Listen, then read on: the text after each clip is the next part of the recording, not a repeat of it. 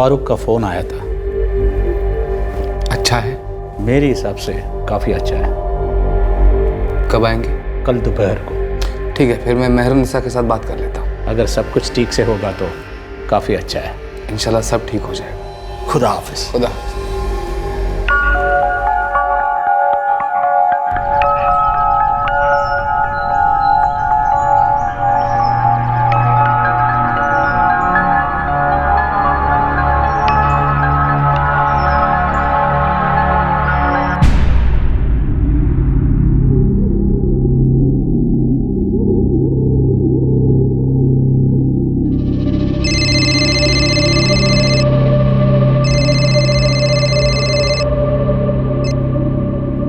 अस्सलाम वालेकुम। वालेकुम अस्सलाम। मिसबा, ताहिरा और मुमताज ने बात करके रखी है, कल दोपहर तक पहुंचना है। ठीक है, मैं पहुंच जाऊंगा।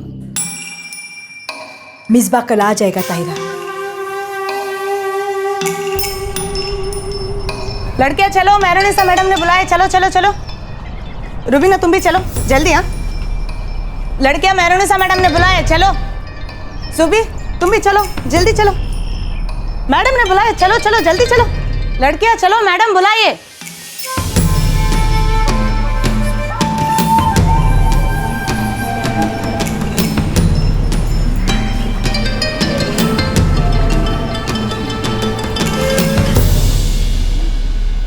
आ गए सर? जी। हमने तुम सबको कुछ बताने के लिए यहाँ बुलाया है। कल का दिन बहुत ही खास है। कल कॉलेज से लौटने के बाद अच्छे कपड़े पहन के 3:30 बजे तक यहाँ पे इकट्ठा हो जाओ। जी। सबसे अच्छा वाला ड्रेस ही पहनना है। अगर किसी हेल्प की जरूरत हो तो हमारे पास या कौसर के पास चले आना। समझ में आया सबको? जी। वैसे मैडम कल है क्या? एक सरप्राइज है, एक सीक्रेट। कल तक वेट करो, सबको पता चल जाएगा। जी।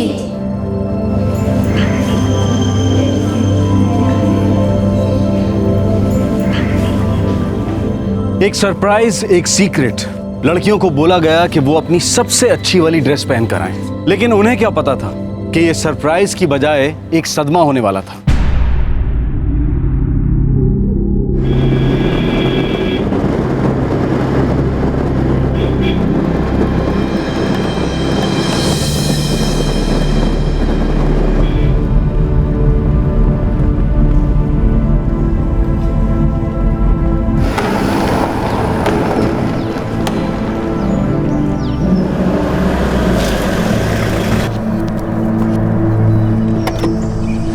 अस्सलाम वालेकुम जनाब।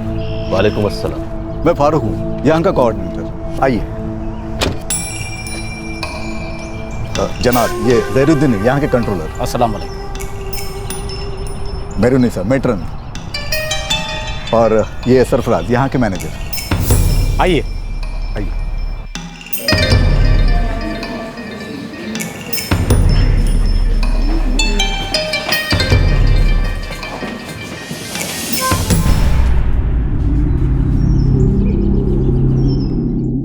उन्हें मीनाज पसंद आई है। अच्छी बात है। ठीक है, फिर हम 1-2 दिन के अंदर ही सब कुछ फाइनल कर देते हैं। जी हाँ, जितना जल्दी हो सके उतना अच्छा है, क्योंकि मिसबा बस 1 महीने के लिए यहाँ पे है। सरफराज, तो फ़ौरन मीनाज के अम्मी से कांटेक्ट करो। जी बिल्कुल।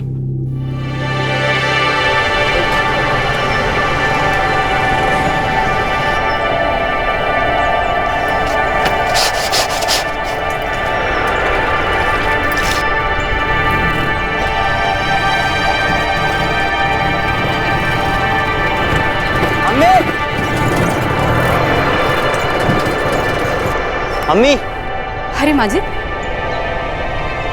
अरे इतने जल्दी वापस कैसे आया? अम्मी वो मीनाज के अनाथ आश्रम से फोन आया था, उनको आपसे बात करनी है अभी। अभी?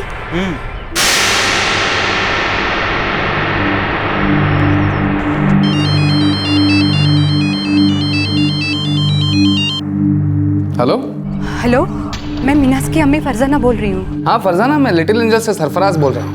फारूक भाई आपसे फौरन मिलना चाहते हैं। आप कल ही यहाँ आ जाओ, आपसे कुछ जरूरी बात करनी है। क्या हुआ?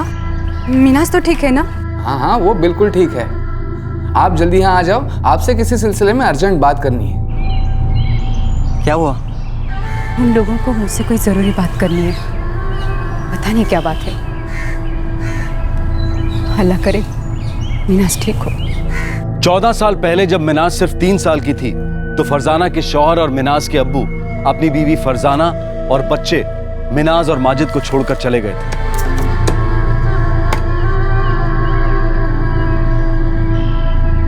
भाईजान, भाईजान 2 दिन हो गए, वो अभी तक आए नहीं। आपको पता है वो कहाँ गए?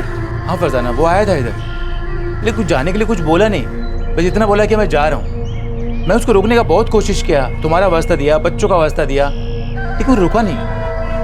लगता है वो अपने जाने का मन बना चुका था, किसी दूसरी औरत का चक्कर लगता है।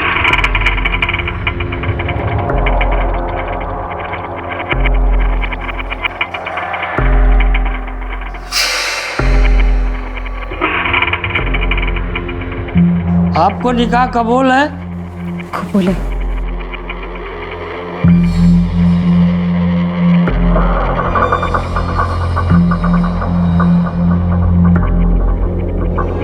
अब समझ में नहीं आ रहा कि बच्चों की देखभाल कैसे कर पाऊंगी। मैं और माजिद जैसे तैसे कमाकर घर तो चला रहे हैं, और जैसे जैसे बच्चे बड़े होते जाएंगे मुश्किलें और बढ़ जाएंगी। अब मैं क्या करूं? मैंने सुना उधर रायपुर में एक अनाथ आश्रम है। अलग अलग शहरों में वैसे ही और भी अनाथ आश्रम है। मेरे बच्चे अनाथ थोड़ी है।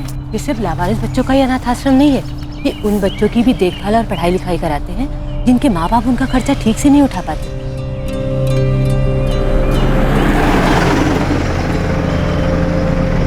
महज 5 बरस की मिनाज को उसकी मां फरजाना अनाथ आश्रम में छोड़ गई। अनाथ आश्रम ने उसे पाला पोसा, पढ़ाया लिखाया, लेकिन अब वही अनाथ आश्रम मिनाज और उसकी मां से कुछ ऐसा चाह रहा था जिसके बारे में उन्होंने ख्वाब में भी नहीं सोचा था।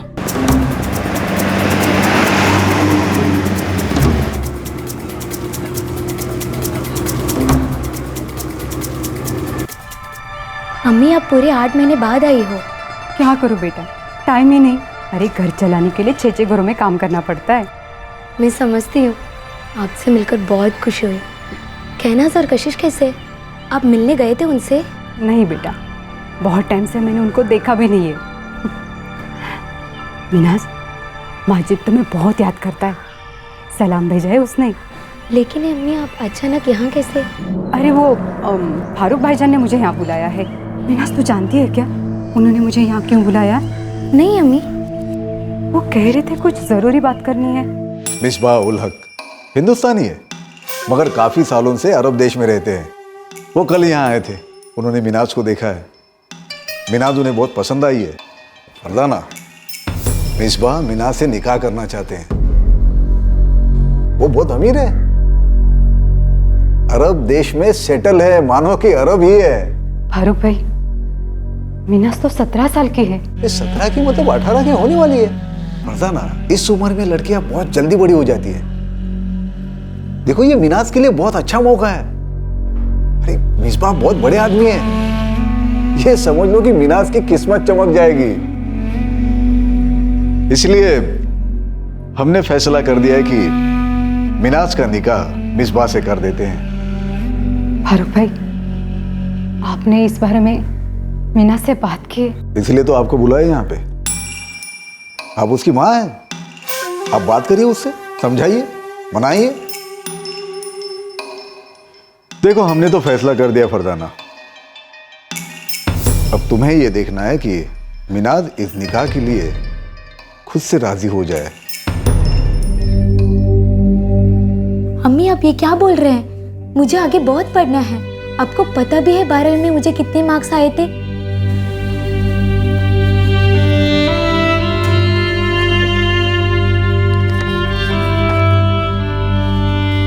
ये देखिए 82% अम्मी। मैं अभी कॉलेज के फर्स्ट ईयर साइंस में हूँ। मैं ग्रेजुएशन करना चाहती हूँ, फिर पोस्ट ग्रेजुएशन, रिसर्च के लिए भी अप्लाई करना चाहती हूँ। और आप ये सब लेकर आए हैं। कौन है ये मिसबाह उल हक? मालूम नहीं बेटा, पर फारूक भाई बोल रहे थे कि वो कल तुम लोगों को देखने आया था। वो कहीं अरब में रहता है। वैसे तो है वो हिंदुस्तानी, पर अब अरब में रहकर वो अरबी हो चुका है। कल का दिन बहुत ही खास है। कल कॉलेज से लौटने के बाद अच्छे कपड़े पहन के 3:30 बजे तक यहाँ पे इकट्ठा हो जाओ। सबसे अच्छा वाला ड्रेस ही पहनना है।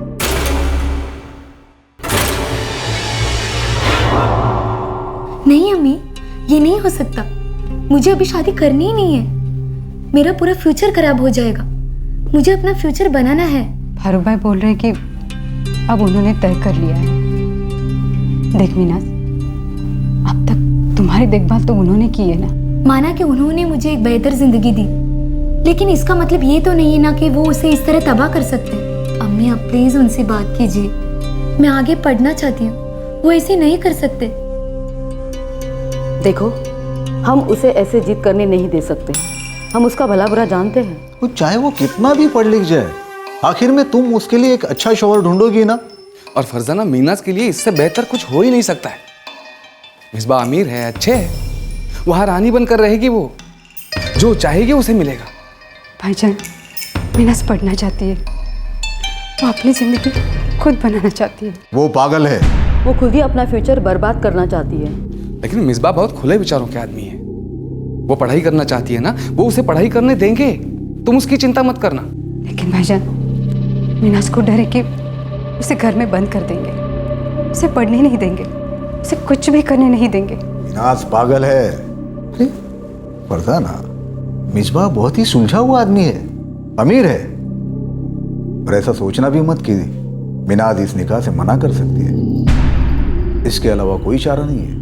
मिनाज का निकाह मिसबा से ही होगा।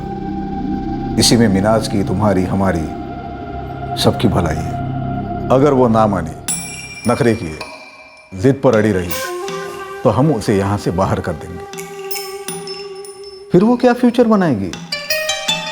फरजाना, एक बात समझ लो, मिनाज के लिए इससे अच्छा शौहर तुम कभी नहीं ढूंढ पाओगी। बस अब इससे आगे कुछ नहीं हो सकता। तुम उसे बोलो कि राजी खुशी मान जाए।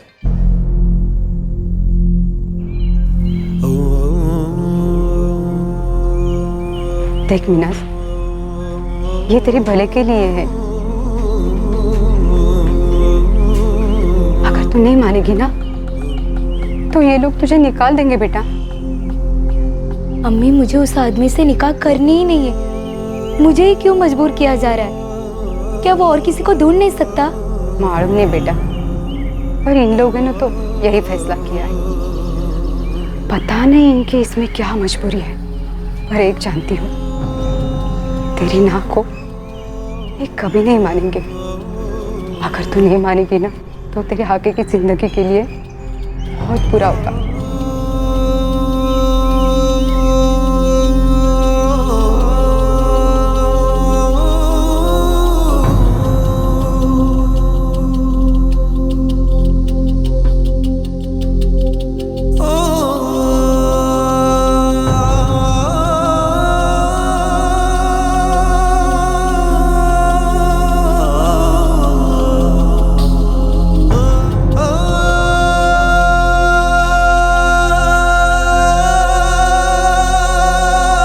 मुझे कबूल है।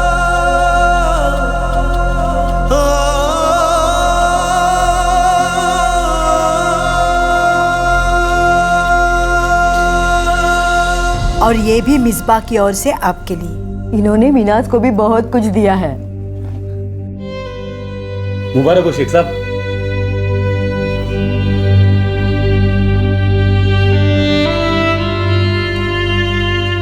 आखिर ये शादी थी क्या? मिनाज को इस निकाह के लिए क्यों मजबूर किया गया था? क्यों एक आदमी जो मिडिल ईस्ट में रहता है भारत आता है और एक लड़की की मर्जी के खिलाफ उससे निकाह करता है?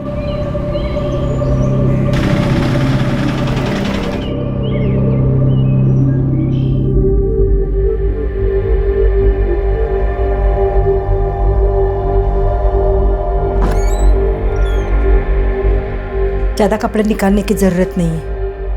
मिसबा तुम्हें हनीमून पे ले जाना चाहता है। कल सुबह ही तुम लोग निकल रहे हो।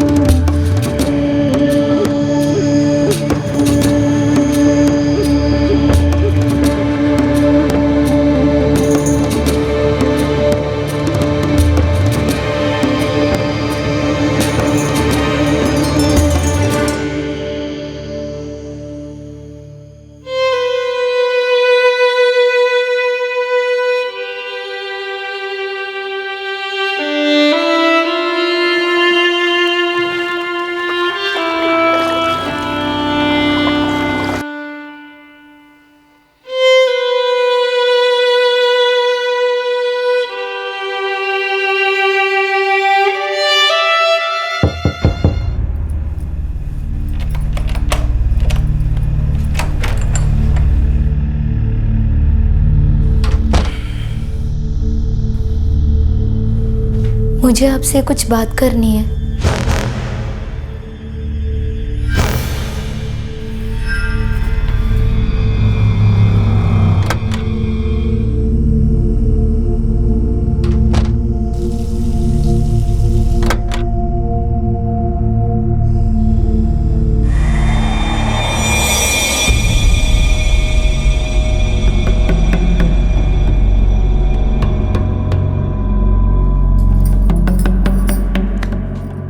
मैं कहना चाहती थी कि मतलब कह रही थी कि बहुत दर्द होता है।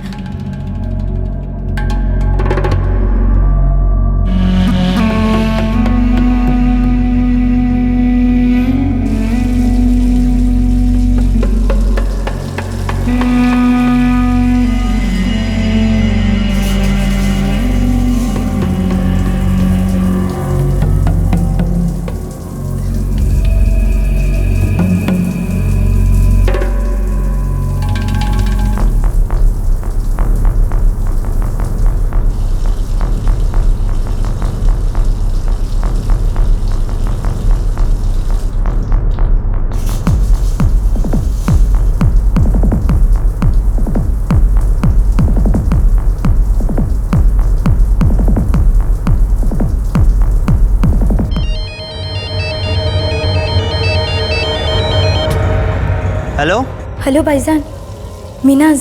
मिनाज, कैसी है तू? मैं ठीक नहीं हूँ भाईजान। क्या अम्मी मुझे मिलने आ सकती है? क्यों, क्या हुआ? कहाँ पे तू? मैं एलपी में हूँ। अम्मी को बोलना मुझे उनसे मिलना है। ठीक है, मैं बोल दूंगा, पर है कहाँ पे तू? रामविलास होटल। हाँ हाँ ठीक है, मैं बोल दूंगा। जितना जल्दी हो सके उतना जल्दी आने को बोलो। हाँ हाँ हाँ ठीक है ठीक है। ठीक है, मैं रखती हूँ।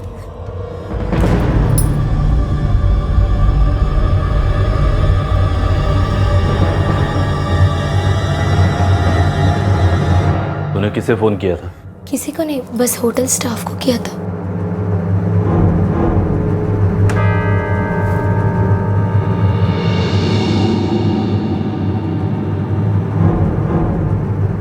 मेरे मोबाइल से तूने होटल के स्टाफ को फोन किया था? जी।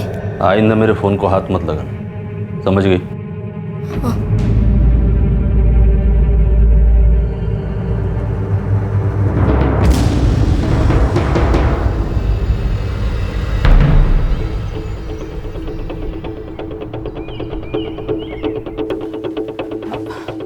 मैडम, मुझे मेरी बेटी से मिलना है। मिनाज नाम है उसका। रूम नंबर मालूम नहीं, पर वो अपने शौहर मिसबा उल हक के साथ यहाँ रुकी है।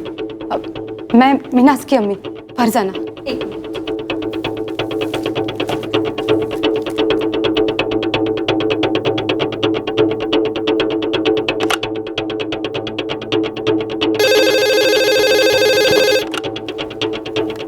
हेलो। Good evening sir. कोई लेडी आई है फरजाना, उन्हें मिनाज जी से मिलना है।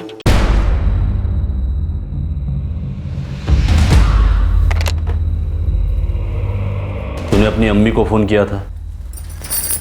वो आई है क्या? तूने मेरे मोबाइल से उसे फोन किया था?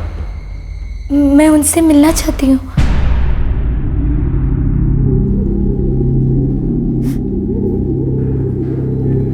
क्या हुआ मिनाज?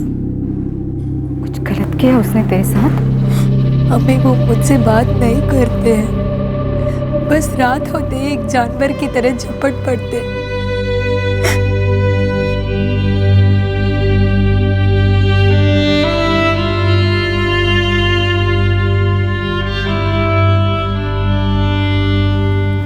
बेटा, तू उससे बोलती क्यों नहीं? उसे कह दे कि ये सब तुझे पसंद नहीं है। अम्मी वो मेरी बात नहीं सुनते और ना ही कुछ बोलते। बहुत दर्द होता है अम्मी, बहुत दर्द। नहीं बेटा, रोती नहीं, चुप हो जा, एकदम चुप हो जा। मिनाज, शादी के बाद मियाँ और बीबी के बीच ये होता ही रहता है। शुरुआत में बहुत दर्द होता है, कुछ समय के बाद सब ठीक हो जाता है। मम्मी मुझे उनके साथ रहना ही नहीं है, मैं फिर से अनाथ आश्रम जाना चाहती हूँ, मुझे पढ़ना है। मिनाज, तेरा निकाह हुआ है, वो शौहर है तेरे।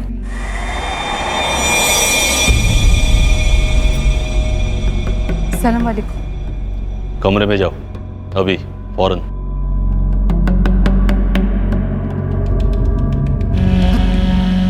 दोबारा मिलने आने की जरूरत नहीं है। वो मेरी बेटी है। अब मेरी बीवी है। अब तुम जाओ, दोबारा कभी मत आना।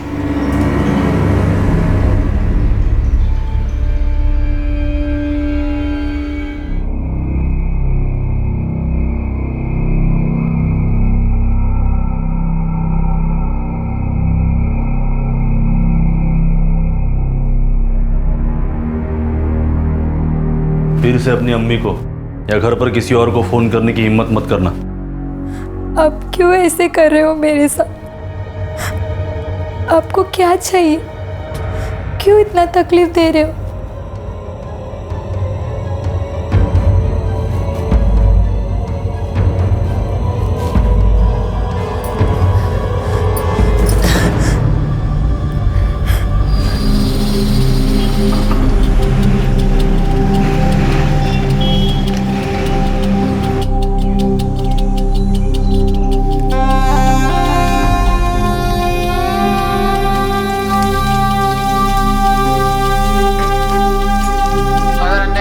നമ്പർ മേടിച്ച് പിറ്റേന്ന് ഫാദർ തന്നെ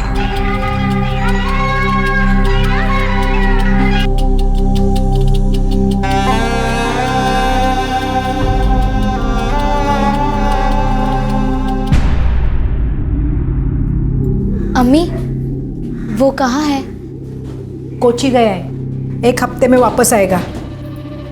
अम्मी मुझे उनसे बात करनी थी। फारूक सर ने कहा था कि निकाह के बाद भी वो मुझे आगे पढ़ने देंगे। तू आगे पढ़ के करेगी क्या? अम्मी मुझे आगे पढ़ने का मन है। देख, मिसबा 1 हफ्ते में वापस लौट आएगा। उसके अरब वापस जाने के पहले तू उससे बात कर लेना।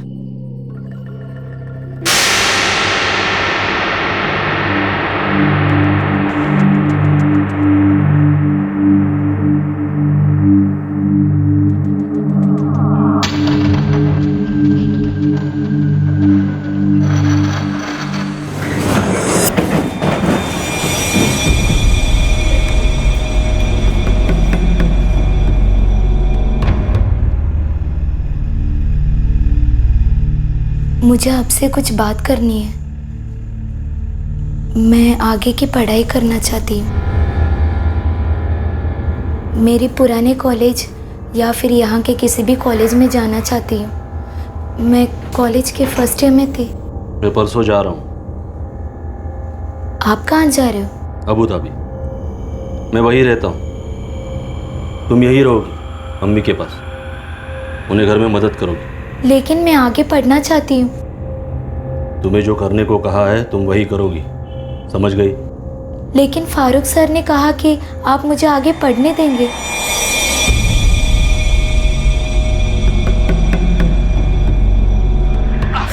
अरे छोड़ दो, मत करिए मेरे साथ ऐसे।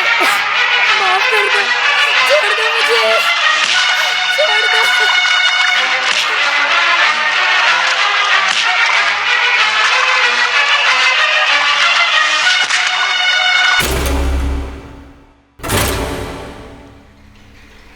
मैं जो कहूँगा तुम वही करोगी, समझ गई?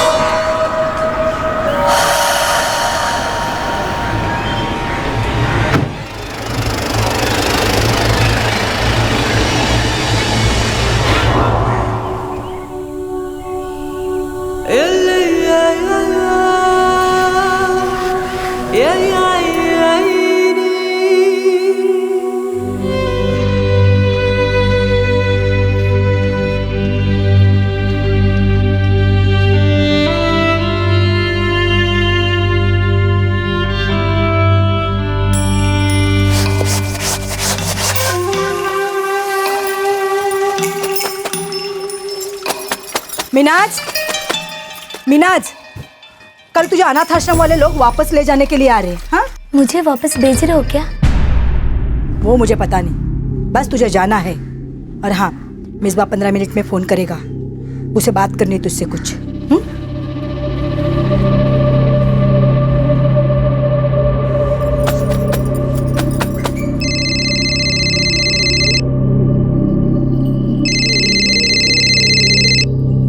Minaj, Minaz, hello hello Misbah.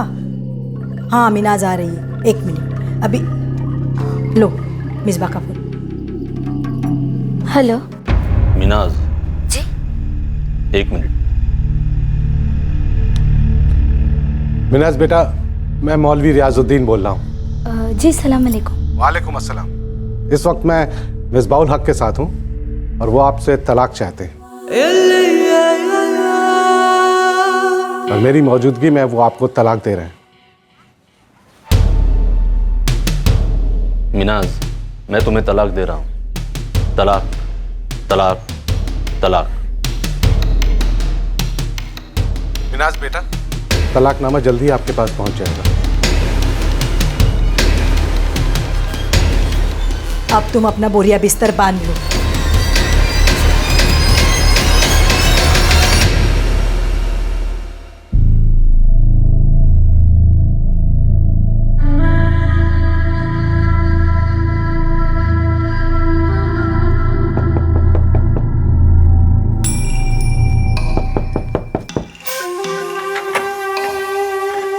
अस्सलाम वालेकुम। वालेकुम अस्सलाम। वो तैयार है। मिसबा साहब कैसे हैं? वो ठीक है, जल्दी यूके जा रहे हैं ट्रेनिंग के लिए। अरे वाह, बहुत अच्छी बात है। मैं आती हूँ। वो लोग तुम्हें लेने आ गए।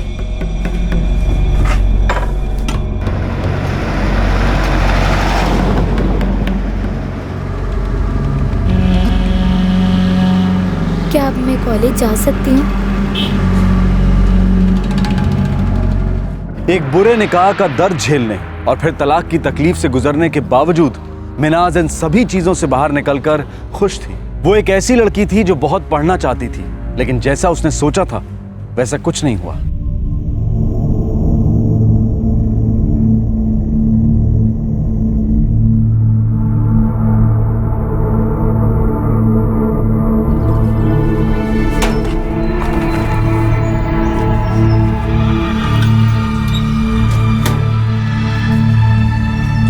कौसर दीदी, बोलो। मैं कॉलेज क्यों नहीं जा सकती? दिन भर अकेले कमरे में पड़ी पड़ी मैं क्या करूं? मिनाज, मेहरुनिसा मैडम ने बोला है कि तुम कॉलेज नहीं जा सकती। तो फिर मैं क्या करूं? वो ही तुम्हें बता देंगे।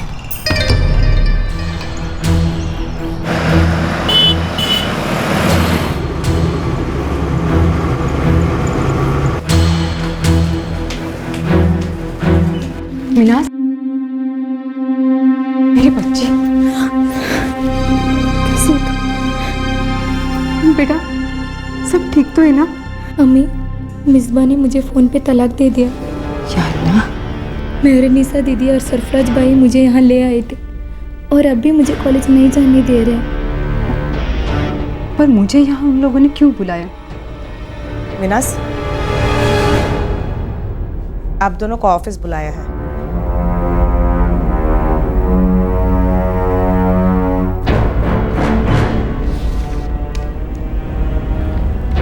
मिनाज, मिसबा ने तुम्हें तलाक दिया है। जी मुझे पता है सर। अब तुम्हें अनाथ आश्रम छोड़ना पड़ेगा। सर मुझे आगे पढ़ना है, मेरी पढ़ाई क्यों बंद की जा रही है? आखिर इसमें मेरी गलती क्या थी? यह आश्रम उन लड़कियों के लिए है जो या तो गरीब है या फिर अनाथ। शादीशुदा औरतों को हम यहाँ पर नहीं रख सकते, ये हमारे रूल्स के खिलाफ है। पर फारूक भाई, इसमें मेरे मिनाज का क्या कसूर है? इसकी शादी तो आपने जबरदस्ती करवाई और अब वो लड़का इसे छोड़कर चला गया। सर आपने कहा था कि वो मुझे पढ़ाई जारी रखने देगा, लेकिन वो तो किया नहीं, वो मुझे छोड़कर चला गया। अब इसमें मेरी क्या गलती थी? तुम्हें उसने क्यों छोड़ा, इसका जवाब या तो तुम खुद दे सकती हो या तो फिर वो।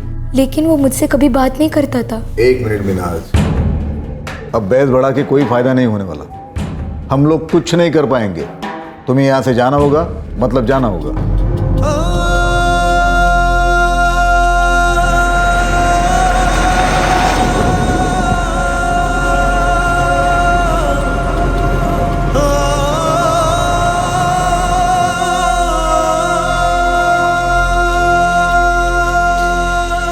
मम्मी, क्या मैं कॉलेज जा सकती हूँ? अब मैं क्या बोलूँ बेटा, मेरी इतनी कमाई तो है ही नहीं। क्या मैं माजिद भाईजान से बात करके देखूं?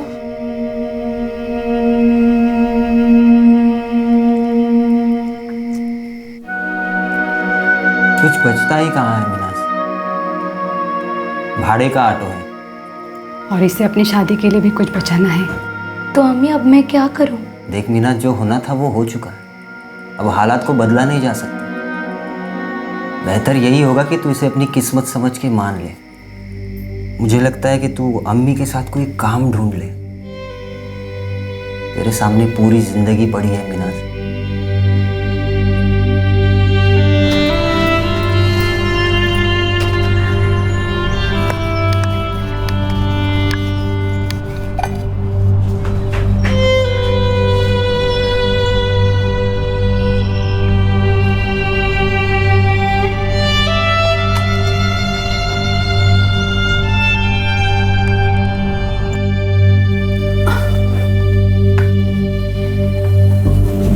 मिनाज, ये ले बेटा। अम्मी, क्या हम जहरुद्दीन सर से बात करके देखें? वो अनाथ आश्रम के कंट्रोलर है।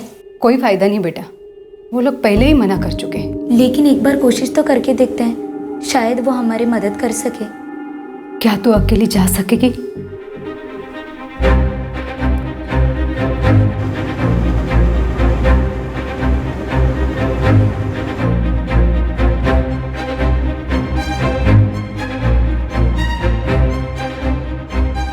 सर सब जानते हैं कि हमेशा मैं अच्छा मार्क्स लाती हूँ। 12वीं की कक्षा में मैं 80 से ऊपर लाई थी। मैं पढ़ना चाहती हूँ सर, कॉलेज जाना चाहती हूँ। मीनास, मुझे तुम्हारा पूरा केस मालूम है। मुझे लगता है कि तुम्हें और तुम्हारे अम्मी को साफ साफ बता दिया था कि तुम्हें इस अनाथ आश्रम में कोई जगह नहीं। सर लेकिन मुझे समझ नहीं आ रहा है कि मेरा क्या कसूर है। आश्रम वाला ने जो कहा था वही मैंने किया। अगर उस आदमी ने मुझे छोड़ दिया तो मैं क्या करूँगी, कहाँ जाएगी? तुम्हें पता है मिसबा ने तुम्हें तलाक क्यों दिया है? नहीं सर। तलाकनामे में तो कोई वजह नहीं लिखी है, लेकिन उसने मुझे साफ बताया कि तुम्हारे शादी से पहले कई आदमियों के साथ तुम्हारे अफेयर थे। सर लेकिन ये सब झूठ है। मीनास, जब औरत के साथ पहली रात गुजारते हैं ना, तब आदमियों को सब पता चल जाता है। तुम्हें क्या लगता है सब छुपा रहेगा? लेकिन अगर मुझे पहले ही ये सब मालूम होता तो तभी तुम्हें अनाथ आश्रम से निकाल देते थे। सर लेकिन ये सब इल्जाम झूठ है। तुम तो बोलोगी ही, लेकिन ये सब सच है। सर आप मुझे अनाथ आश्रम से निकाल दीजिए, लेकिन कम से कम मुझे कॉलेज तो जाने दीजिए। मैं घर से कॉलेज जाएगी सर। सॉरी मीनास, हम ऐसा कर नहीं सकते हैं और इस मामले को ज़्यादा खींचने की ज़रूरत नहीं है। अब तुम्हारे लिए इस अनाथ आश्रम में कोई जगह नहीं है।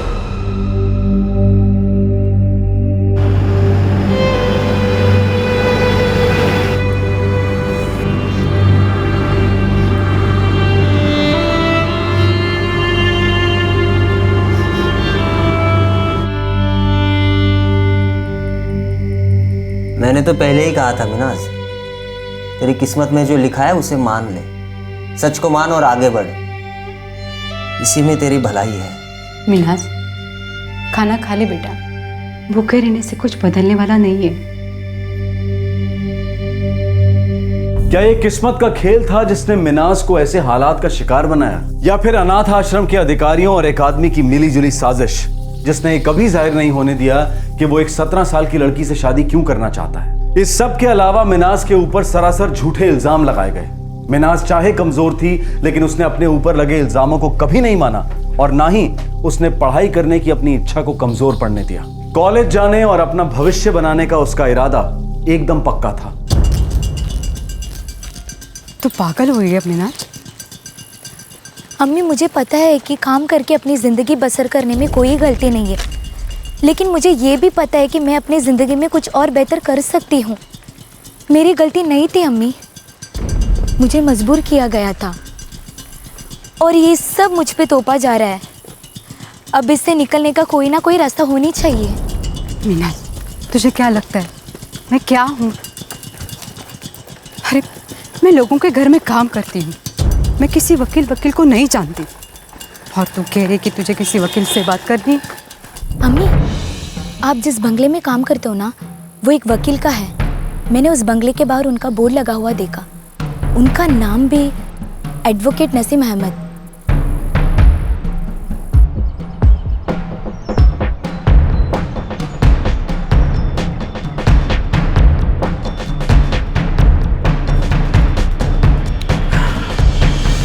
ठीक है, आप उसे मेरे पास भेज दीजिए, मैं देखता हूँ मैं क्या कर सकता हूँ।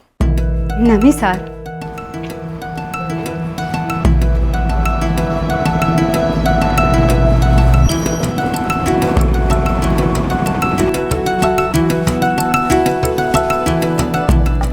बैठिए। नहीं सर, मैं ठीक हूँ। बैठ जाओ, मैं कह रहा हूँ। मिनाज, मुझे तुम्हारे अम्मी से पता चला कि तुम्हारे साथ क्या हुआ था। उस आदमी ने अबू धाबी से फोन करके तुम्हें तलाक दिया। जी सर। तुम्हारे पास वो तलाकनामे की कॉपी है? हाँ।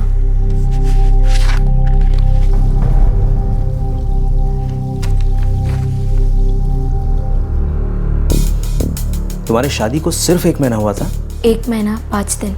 मिनाज, तुम्हें पता है उसने तुमसे निकाह क्यों किया था? मुझे पता नहीं सर, वो मेरे आश्रम में आए थे, हम सबको देखा और मुझे बताया गया कि उन्होंने मुझे सिलेक्ट किया। हाँ, पर क्यों? मुझे कुछ नहीं पता सर। मैं बस इतना जानती हूँ कि मेरे कॉलेज जाना बंद हो गया।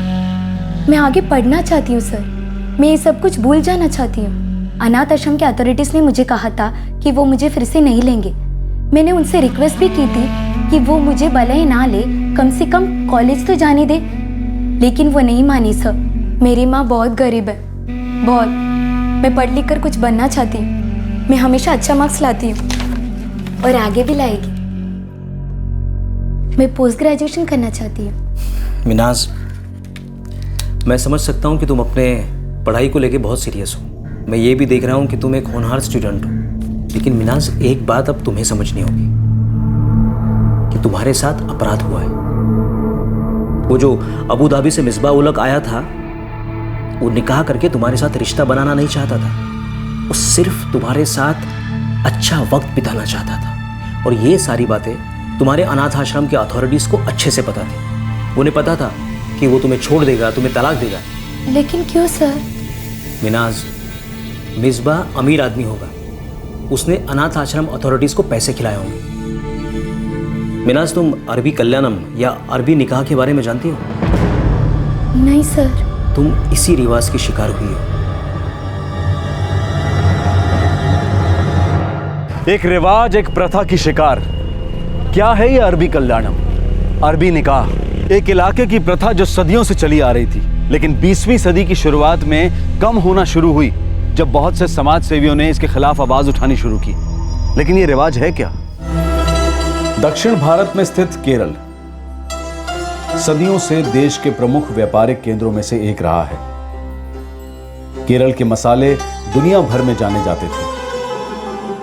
खाड़ी के अरब व्यापारी यहां व्यापार के लिए आया करते थे। यहां अपने प्रवास के दौरान कई बार उन्हें माल तैयार होने के इंतजार में महीनों रहना पड़ता था। ये वक्त कई दफा कुछ महीनों से साल भर तक खिंच जाता था। इस दौरान अपना समय बिताने के लिए ये अरबी लोग गरीब परिवारों की लड़कियों को खोजते थे। वो इस अवधि के लिए उनसे निकाह करते थे और जाते वक्त तलाक देकर चले जाते थे। शादी के बदले में लड़कियों और उनके परिवार वालों को पैसा दिया जाता था। आगे चलकर यही प्रथा अरबी कल्याणम कहलाई। ये बिना किसी बंधन वाली एक मौका परस्त शादी होती थी। मिनाज इसी रिवाज की विक्टिम थी जिसे आधिकारिक रूप से खत्म मान लिया गया था। मुझे कुछ नहीं पता सर, इसमें मेरी कुछ भी गलती नहीं है। ये सब जबरदस्ती करवाया गया था और मैं ये सब झेल रही हूँ। कुछ भी हो, मुझे मेरी पढ़ाई जारी रखनी है।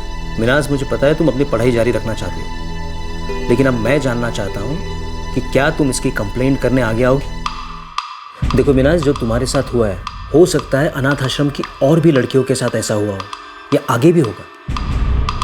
तुम्हारी एक कंप्लेंट उन सभी की जिंदगी बचा सकती है। और मैं तुमसे वादा करता हूं, मैं तुम्हारे हक के लिए लड़ूंगा, मैं तुम्हारे पढ़ाई के लिए भी लड़ूंगा।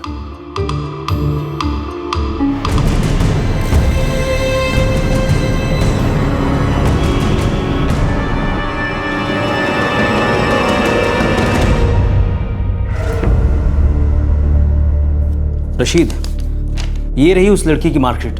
सिर्फ 17 साल की है, नाबालिग। कोई मैरिज सर्टिफिकेट है? मेरे ख्याल से तो नहीं है, क्योंकि अगर होता तो वो मुझे जरूर बताती। बहुत इंटेलिजेंट लड़की है, लेकिन गरीब है, और इसीलिए शायद उस अनाथ आश्रम के अथॉरिटीज ने उसे ये सब करने के लिए मजबूर किया होगा। लगता है निकाह प्रॉपरली किया गया था। Come on Rashid, she is just 17, सिर्फ 17 साल की है वो, और ये इलीगल है। क्या वो कंप्लेन फाइल करने के लिए आएगी? श्योर, जरूर। रशीद, वो हर हाल में अपनी पढ़ाई जारी रखना चाहती है। ठीक है, पहले हमें कंप्लेन रजिस्टर करनी होगी, बाकी की बात बाद में देखेंगे। ठीक है।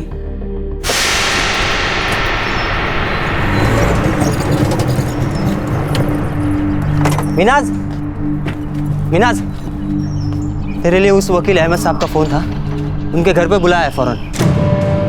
जा बेटा, जल्दी जा बेटा। देखो मिनाज, तुम्हारे साथ जो भी हुआ है सब खुल के बोल देना। सर, मेरे 2 बहनें भी हैं, वो दूसरे अनाथ आश्रम में रहते हैं, उन पर इसका कोई असर नहीं पड़ेगा ना? नहीं मिनाज, तुम्हारी दोनों बहनों पर इस बात का कोई फर्क नहीं पड़ेगा, बल्कि तुम्हारी इस कदम से कई और लड़कियां इस तकलीफ से गुजरने से बच जाएगी।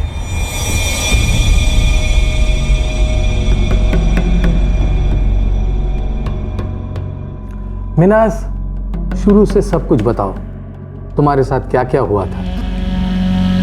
बताओ मिनाज।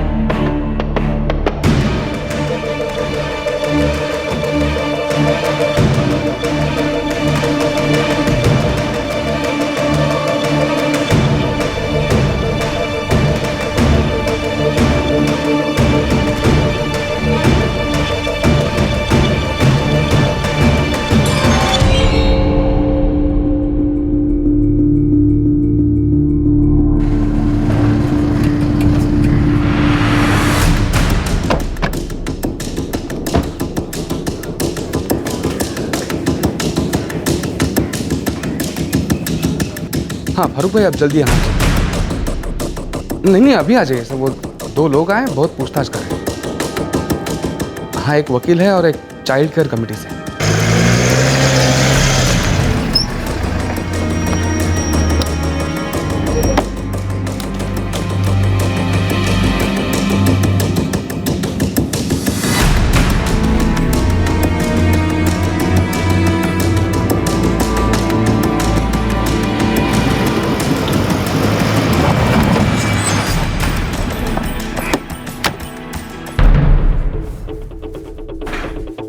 क्या हुआ है? इतना हंगामा क्यों मचा रखा है? क्या मिनाज वो पहली लड़की है जिसका आप लोगों ने इस तरह से निकाह कराया है? इसके पहले और ऐसी कितनी लड़कियों का निकाह करा चुके हैं? ये क्या बात कर रहे हैं आप? ये निकाह लड़की और उसकी अम्मी की रजामंदी से हुई थी, उन पे कोई जोर जबरदस्ती नहीं की गई थी। आप लोगों ने मिसबाउल हक के लिए बाकायदा एक सिलेक्शन प्रोसीजर रखा था, लड़कियों को सच सवर कर उसके सामने आने बोला था, और अब ये कह रहे हैं कि इसमें उस लड़की की रजामंदी थी। उस लड़की ने हमारे यहाँ कंप्लेन कराया है कि ये सब उससे जबरदस्ती कराया गया था। ये सरासर गलत है सर, उसे किसी ने मजबूर नहीं किया था। हम क्यों जबरदस्ती किसी का निकाह कराएंगे? देखिए, मेरी आप लोगों को एक सलाह है, आप लोग सब सच बता दें, वरना कानून के डंडे को सच उगलवाना आता है। देखिए, हम एक जिम्मेदार ऑर्गेनाइजेशन है, चैरिटी होम चलाते हैं। सभी लड़कियों का पालन पोषण, शिक्षा, फिर उनकी सेटल होने तक जिम्मेदारी हमारी है। मिनाज का निकाह उसकी मर्जी के खिलाफ किया गया था, फिर फ़ोन पर गैरकानूनी ढंग से उसे तलाक दिया गया और वो तलाक के डॉक्यूमेंट्स उसे पोस्ट से भेजे गए। इस सब के लिए आप लोगों को कितने पैसे मिले? देखिए, आप लोग हम पर झूठा इल्ज़ाम लगा रहे हैं। देखते हैं कौन सही है और कौन गलत।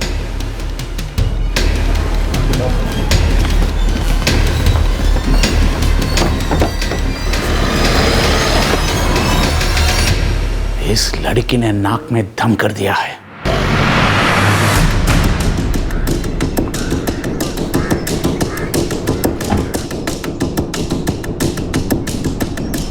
मिनाज ने चाइल्ड केयर ऑर्गेनाइजेशन में जो कंप्लेंट किया, ये उसकी कॉपी है।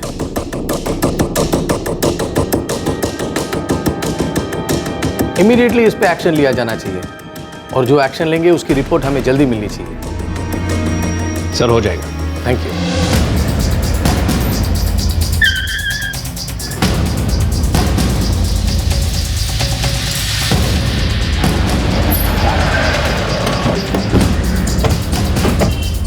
सर सर सर, हम लोगों ने गलत क्या किया है? सब कुछ रिवाज के मुताबिक हुआ है। रिवाज के मुताबिक लड़की को सब कुछ दिया था हम लोगों ने, फिर लड़की ने क्यों कंप्लेंट की है? सर सर सुनो ना, क्या हुआ?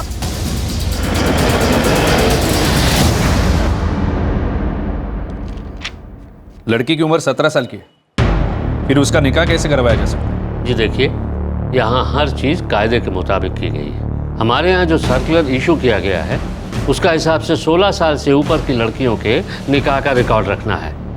आप चाहें तो मैं दिखा सकता हूँ। 18 साल से छोटी उम्र की लड़की की शादी चाइल्ड मैरिज प्रोहिबिशन एक्ट के अनुसार गैर कानूनी है। नहीं जी, आप सर्कुलर देख सकते हैं। ये निकाह रजिस्टर करवाया था? मुझे इसके बारे में कुछ पता नहीं है। मैंने तो ये सारे कागजात रजिस्ट्रार ऑफिस में भिजवा दिए थे। इसके बाद का काम तो जिनका निकाह होता है उनका काम है। आपके सर्टिफिकेट में मिसबाउल हक का पता उसकी माँ के घर का दिया हुआ है। वो तो यहाँ का रहने वाला भी नहीं है, फिर आप ये एड्रेस कैसे मेंशन कर सकते हैं? जी वो उनका बेटा है, उसने अपना एड्रेस यही लिखवाया था। इसके आगे की जांच करना हमारा काम नहीं है। उस आदमी ने इस लड़की को 1 महीने में तलाक दी और अबू धाबी चला गया। फिर ये निकाह आखिर था क्या?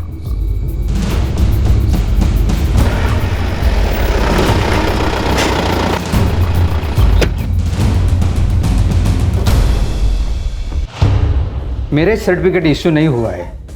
कपल को यहाँ आने के लिए और सिग्नेचर करने के लिए डेट भी दी गई थी, लेकिन वो दोनों यहाँ नहीं आए थे।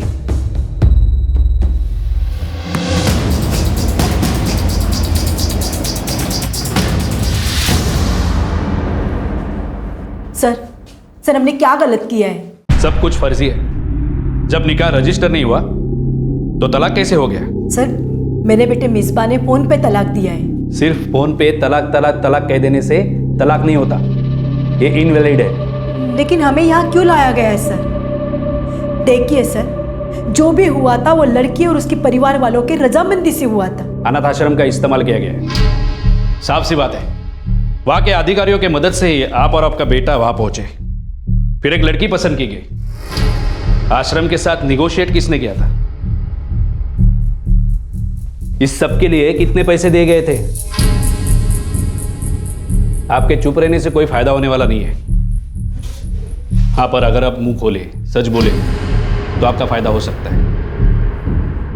सर, हमारी एक फैमिली फ्रेंड है मुमताज़, उन्हें मिनाज पसंद आई है। उसी ने हमारी मदद की थी मिसबा भाईजान के लिए दुल्हन ढूंढने में। मिसबा आपका बेटा है? हाँ, वो मेरा बेटा है। वो तो गल्फ में रहता है, उसके फादर भी वहीं पे रहते। ये उसके पेपर्स है जो उसने पासपोर्ट ऑफिस में दिए। जब वो गल्फ का रहने वाला है तो उसने यहाँ आकर एक नाबालिग लड़की से निकाह क्यों किया? उसे जगह जगह ले जाकर उसके साथ हनीमून मनाया और फिर वापस चला गया और उसे तलाक दे दिया। ऐसा क्यों किया उसने? बोलो। वो यूके में ट्रेनिंग कर रहा है और ये ट्रेनिंग शादीशुदा लोग नहीं कर सकते, इसलिए मिसबा ने उस लड़की को तलाक दिया। अगर वो मिनाज को सच में अपनी बीवी बनाना चाहता था तो फिर वो उसे साथ लेकर क्यों नहीं गया? और अगर वो जानता था कि शादीशुदा लोग ट्रेनिंग नहीं कर सकते और उसे ट्रेनिंग करनी थी तो फिर उसने ये निकाह क्यों किया? मेजबा आप ही का लड़का है या फिर अनाथ आश्रम के अधिकारियों के साथ मिलकर आप ये साजिश कर रहे हैं और मेजबा ने आपको भी पैसे दिए? मेरा बेटा है वो। मिसबा मेरा बेटा है।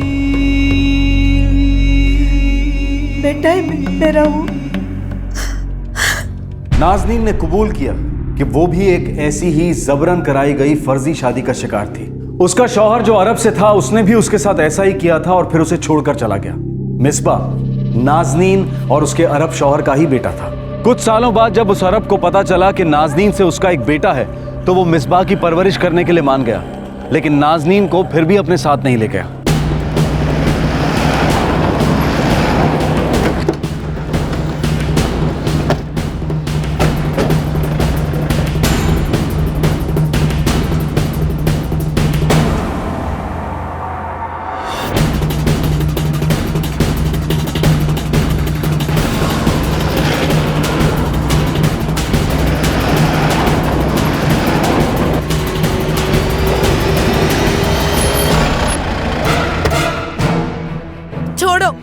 छोड़ो मुझे।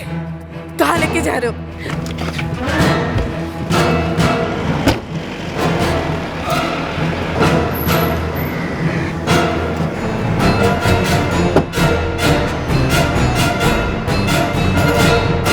इस सब में कुछ लेन देन तो जरूर हुआ है। मुमताज और ताहिरा, मेजबा की जो सौतेली बहनें, उन्होंने इसमें मीडिएटर्स का काम किया है। अनाथ आश्रम की बाकी लड़कियों का क्या? हमने सारे रिकॉर्ड्स चेक किए, अनाथ आश्रम की हर लड़की के बारे में जांच की। ये वहां का ऐसा पहला केस है। लेकिन अगर ये बात सामने नहीं आता तो हो सकता है कि वो लोग और लड़कियों के साथ भी ऐसे ही करते। हो सकता है। हम मेजबा उल हक का नाम चार्जशीट में डाल रहे हैं, लेकिन वो गल्फ का रहने वाला है। हम आगे देख लेंगे। आपने बहुत जल्दी एक्शन लिया, इसके लिए थैंक यू।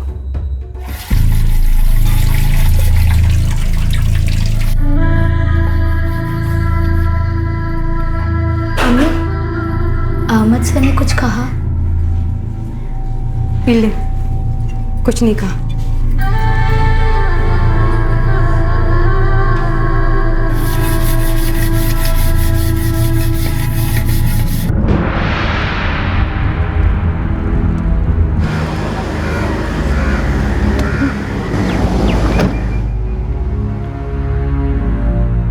ये देखो रशीद, मुझे इस लड़की का रिहैबिलिटेशन करना है। ये बताओ कितने जल्दी हो सकते हैं? मैं पूरी कोशिश कर रहा हूं। जुवेनाइल वेलफेयर के डिस्ट्रिक्ट ऑफिसर को पेपर्स भेजूंगा, वो सब कैलकुलेशंस करेंगे।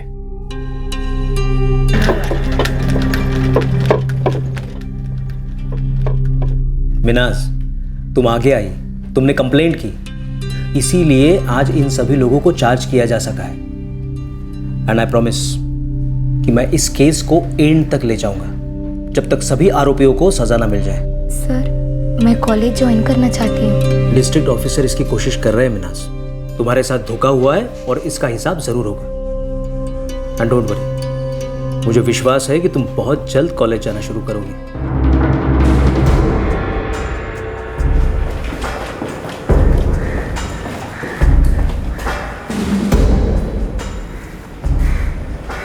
सर, ये सारी कैलकुलेशंस हैं।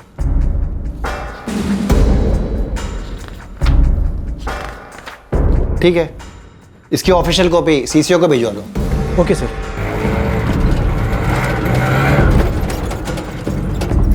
अरे मिनाज, वो अहमद सर का फोन आया था, तुझे फौरन बुलाया। चल चल, मैं तुझे छोड़ता हूँ। हाँ हाँ।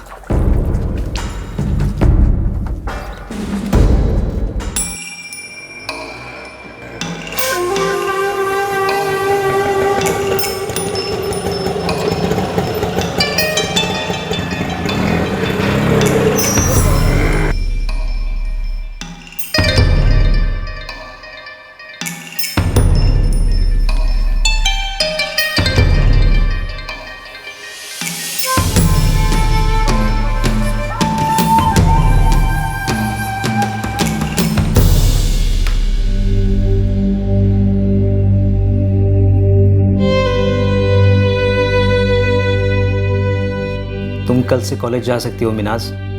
Thank you sir, thank you so much. मुझे थैंक यू कहने की जरूरत नहीं है मिनाज, तुम एक बहुत बहादुर लड़की हो और ये लड़ाई तुमने खुद लड़ी है। डिस्ट्रिक्ट ऑफिसर के मुताबिक जब तक तुम 21 साल की नहीं हो जाती तुम्हें हर महीने 10,000 रुपये मिलेंगे तुम्हारे एजुकेशन और रिहैबिलिटेशन के लिए।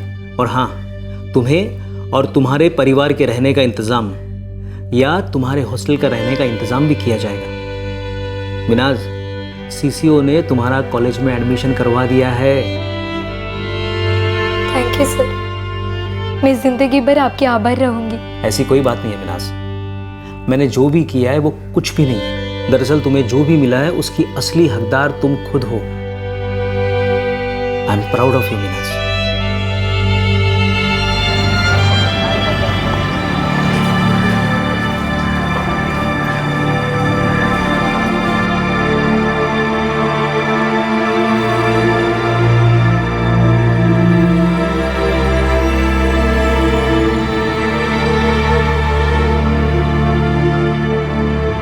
आईपीसी की धारा 376 बलात्कार के लिए, 498A पति या रिश्तेदारों द्वारा औरत पर हिंसा करने के लिए, पॉक्सो एक्ट यानी कि protection of children from sexual offence act 2012 के सेक्शन 7 और prohibition of child marriage act 2006 के सेक्शन 9 बालिग मर्द का नाबालिग लड़की से शादी करने के लिए, सेक्शन 10 नाबालिग की शादी की रस्म कराने के लिए, सेक्शन 11 चाइल्ड मैरिज को बढ़ावा देने के लिए और सेक्शन 15 इसके तहत सभी अपराधों को कॉग्निसेबल और नॉन बेलेबल मानने के लिए।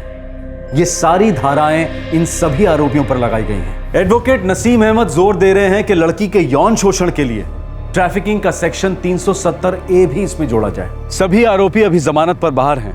पुलिस अभी तक मिसबाउल हक और अनाथ आश्रम के अधिकारियों के बीच पैसे का लेन देन साबित नहीं कर पाई है। मिनाज की कॉलेज की पढ़ाई जारी है। सीसीओ ने राज्य सरकार को मिनाज का रिहैबिलिटेशन पैकेज भिजवा दिया है। एडवोकेट नसीम अहमद पुलिस के कोर्ट में चार्जशीट दाखिल करने के बाद हाई कोर्ट में रिट पिटिशन दाखिल करने की सोच रहे हैं ताकि मिसबाउल हक का एक्स्ट्रेडिशन हो सके। ये केस जब मीडिया के जरिए लोगों के सामने आया तो बहुत बवाल खड़ा हुआ। सबका यह मानना था कि ये सबकी निगाहों में केस इसलिए आया क्योंकि मिनाज एक पढ़ी लिखी लड़की थी और अपनी पढ़ाई को लेकर बहुत ही सीरियस थी, इसलिए उसने आवाज उठाई। मिनाज के जैसी और बहुत सी लड़कियों के साथ शायद ऐसा हुआ होगा या आगे ऐसा हो सकता है, लेकिन मिनाज के सामने आकर खुलकर बोलने से इस समस्या पर लोगों का फिर से ध्यान गया है। खुले दिमाग और प्रगतिशील विचारों वाले बहुत से लोगों और संस्थाओं ने हर स्तर पर इसके बारे में बात करनी शुरू की है। मिनाज कभी किसी से इसके बारे में बात नहीं करती, हालांकि उसके कॉलेज के सब लोग मीडिया की वजह से इस केस के बारे में जानते हैं। हर कोई उस लड़की की बहादुरी और जज्बे को सलाम करता है, लेकिन कोई ये नहीं जानता कि वो लड़की मिनाज है। आपसे फिर मुलाकात होगी क्राइम पेट्रोल दस्तक में एक और नए केस के साथ। तब तक अपना ख्याल रखें, सुरक्षित रहें और याद रखें, बेहतर समाज बनाने के लिए हमें अपनी पुरानी दकियानूसी प्रथाओं से बाहर निकलना होगा। जय हिंद। इस तरह के और भी एपिसोड देखने के लिए हमारे चैनल को सब्सक्राइब करें और बेल आइकन दबाना ना भूलें।